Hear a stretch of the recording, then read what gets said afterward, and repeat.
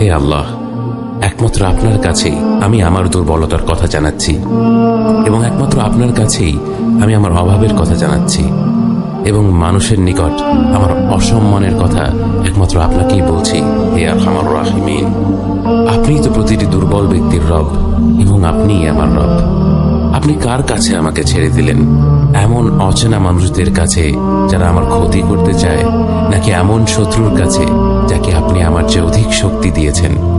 হে আল্লাহ, যদি আপনি আমার উপর রাগ না করে থাকেন তাহলে এর কিছুতে আমার কিছু আসে যায় না, কিন্তু আপনার আশ্রয় পেলে আমার পরিস্থিতি আরেকটু সহনীয় হবে। হে আল্লাহ, আমি আপনার চেহারার নূরের কাছে আশ্রয় চাই, যা সব অন্ধকারকে উজ্জ্বল করে দিয়েছে, যা দুনিয়া এবং আখিরাতের সব বিষয়ের সংশোধক। আল্লাহ, আপনার রাগ এবং অসন্তুষ্টি থেকে আমি রেহাই চাই।